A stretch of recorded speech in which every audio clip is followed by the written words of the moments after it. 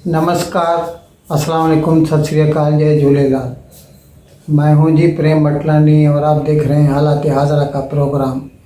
हकीकत ये है, इब्तिदा में आपसे दरख्वास्त है चैनल ज़रूर सब्सक्राइब करें।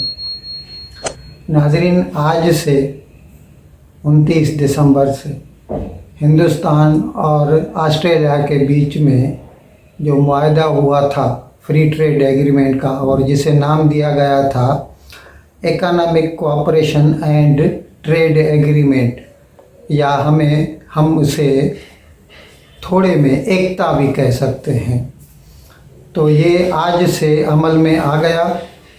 और माहिरीन का, जो मुआशी माहिरीन है, उनका ये कहना है कि फ़िल वक्त जो हिंदुस्तान की बरामदात हैं, एक्सपोर्ट्स हैं टुवर्ड्स ऑस्ट्रेलिया, वो $25 बिलियन, अमेरिका के $25 बिलियन की एक्सपोर्ट है। और अगर ये जैसे ही ये अमल में आ जाएगा तो हमें कभी उम्मीद है कि 5 साल के अंदर अंदर ये कम से कम 3 गुना बढ़कर $70 बिलियन तो हो ही जाएगी। अब इसमें मुख्तलिफ जो हैं बरामदात हैं हिंदुस्तान से। एक तो सर्विसेज सेक्टर है, जिसमें ये कह सकते हैं जैसे वो कंप्यूटर वालों का रहता है, और पीपल, यहाँ के लोग वहाँ जाकर तालीम हासिल करते हैं और फिर उनके लिए वीज़ा की ख़ास फैसिलिटीज़ मुहैया की जाएंगी, जिससे वो 2-3 साल तक वहाँ पर नौकरी भी कर सकेंगे। उसके बाद उनकी मर्ज़ी है, वो चाहें तो वहीं रहें और न चाहें तो वापस भी आ सकते हैं।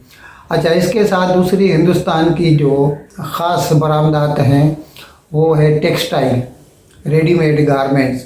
इस वक्त उसमें बांग्लादेश और वियतनाम आगे हैं।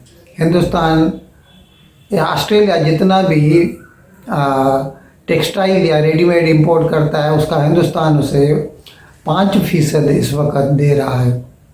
तो इससे हमें उम्मीद है कि कम से कम 25% तक हिंदुस्तान का हिस्सा उसमें बढ़ सकता है, क्योंकि उसमें जब कोई ड्यूटी नहीं लगेगी तो फिर ऑस्ट्रेलिया के व्यापारी को हिंदुस्तान से माल लेना सस्ता पड़ जाएगा।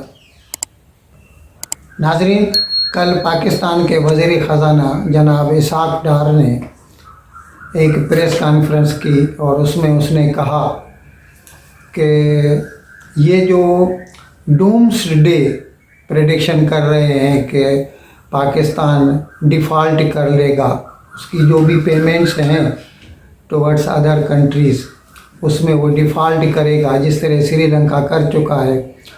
तो बकौल जनाब इसाक डार के ये कहने के कि ऐसा कुछ नहीं है, पाकिस्तान मज़बूत फुटिंग पर है और हम किसी भी तरह ये मैनेज कर रहे हैं। इस सिलसिले में उसने जो है ये दिसंबर के पहले दिनों में इस्लामिक बॉन्ड जो थे सुकुक, उसकी $1 बिलियन की वो मैच्योर हो गए थे, उसकी पेमेंट कर दी थी।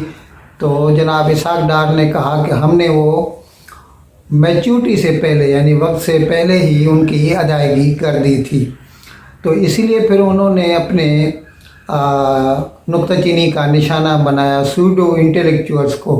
अभी इसमें लगता है उनका इशारा सीधा सीधा साबिक वज़ीर ख़ज़ाना ख़ुद नून लीग के अपने ही जो मिफ्ता इस्माइल थे, इससे पहले जिन्हें हटाकर इसाक डार को लाया गया था, तो उनके बारे में वो शायद कह रहे थे, क्योंकि उन्होंने कई ऐसे राइट अप्स लिखे हैं, आर्टिकल्स लिखे हैं, डान में, दूसरी अखबारों में छपे हैं, जिसमें उसने इस किस्म का ख़दशे का इज़हार किया है कि पाकिस्तान डिफ़ॉल्ट कर सकता है। नाज़रीन, जहाँ तक पाकिस्तान में इन्फ्लेशन का, अफरात ज़र या शरह महंगाई का ताल्लुक़ है, हमने आपको बताया था दिसंबर के शुरू में जो आदाद व शुमार आए थे, उसके लिहाज से पता चला कि पाकिस्तान में रेट ऑफ इन्फ्लेशन जो है वो 29%, 29% तक पहुंच चुका है।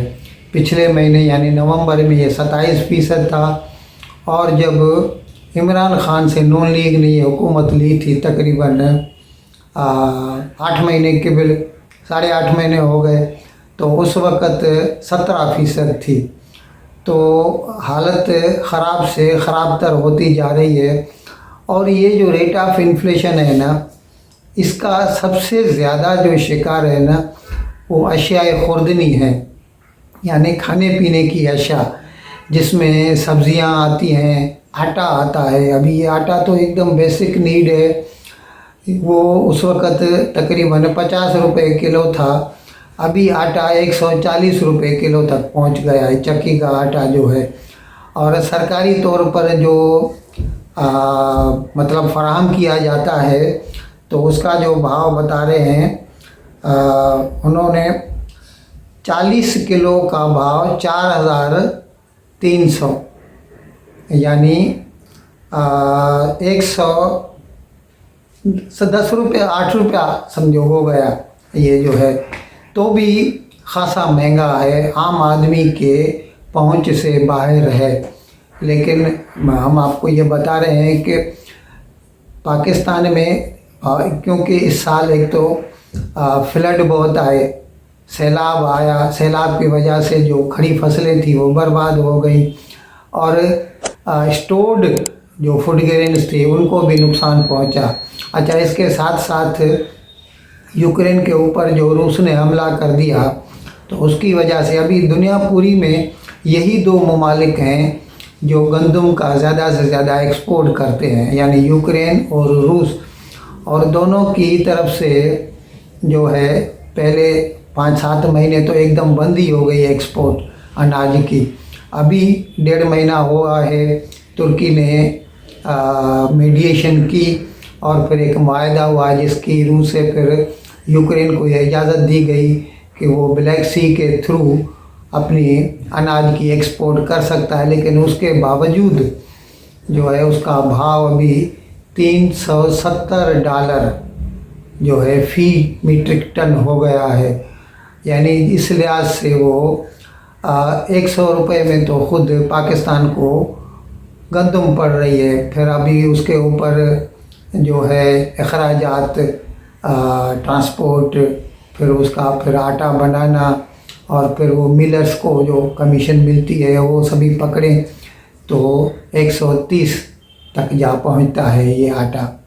और चक्की का आटा तो 140 रुपये में मुहैया है पाकिस्तान में। नाज़रीन, मुल्क में ये अफवाहें गर्म हैं कि जो पावर्स टू बी हैं, अभी उसमें ज़ाहिर है एस्टेब्लिशमेंट ही आ जाती है वो, और जो मौजूदा हुकूमत है शायद ही इस ख़याल के तरफ झुकने लगे हैं कि कुछ महीनों के लिए कम से कम पाकिस्तान में टेक्नोक्रेट्स की सरकार लाई जाए।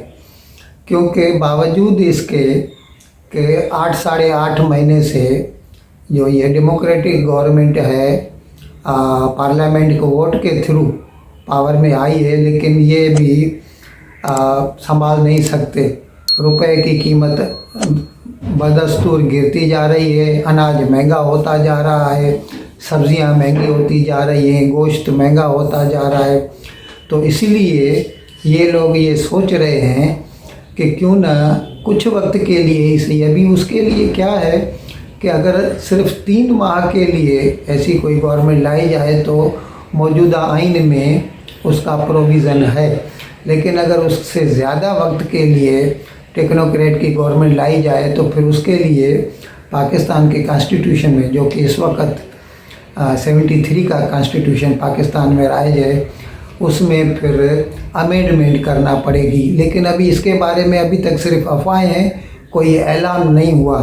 तो इसके बारे में फिर इमरान खान ने कहा कि ये जो हम सुन रहे हैं कि शायद टेक्नोक्रेट की गवर्नमेंट आ रही है, तो इससे ये बकौल उनके हालात नहीं सुधरेंगे, और उनको अभी ऐसा लगने लगा है कि शायद इंतखाबात मतलब मुस्तकबिल करीब में तो उम्मीद नहीं नज़र आती। अभी वो मायूस हो चले हैं, जबकि 2-3 रोज़ पहले ही उन्होंने कहा था کہ اپریل تک مجھے کبھی امید ہے کہ مارچ اور اپریل میں انتخابات ہو جائیں گے، لیکن ابھی وہ کہہ رہے ہیں کہ مجھے نہیں لگتا کہ انتخابات ہوں گے۔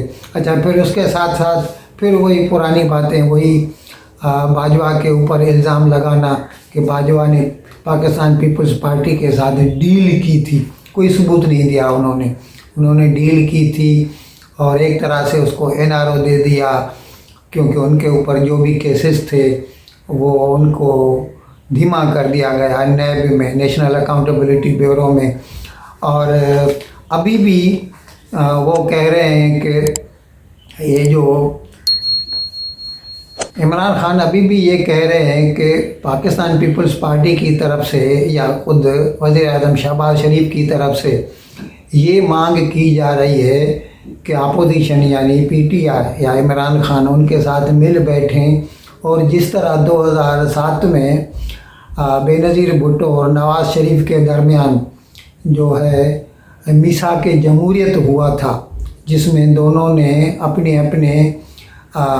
جو مطلب اختلاف تھے ایک طرف رکھ کر ملک کی بھلائی کے لیے وہ ایگریمنٹ کیا تھا، تو ابھی شہباز شریف اور پاکستان پیپلز پارٹی یہ چاہتی ہے کہ عمران خان ان کے ساتھ مل کے بیٹھے اور میثاق کی معیشت پہ آپس میں بات چیت کریں اور اس کے اوپر پھر ہم دستخط کریں، تاکہ جب تک پاکستان کی معیشت نہ سدھر جائے اختلاف ایک طرف کر کے رکھ دیے جائیں۔ لیکن عمران خان کسی بھی موڈ میں نہیں ہیں۔ وہ کہتے ہیں کہ جیسے حالات ہیں یا جیسے یہ لوگ ہیں، بقول اس کے تو نواز شریف اور آصف زرداری یہ چور ہیں، تو وہ کہتے ہیں میں چوروں کے ساتھ کبھی بھی مل بیٹھ کے کوئی بھی بات چیت نہیں کروں گا۔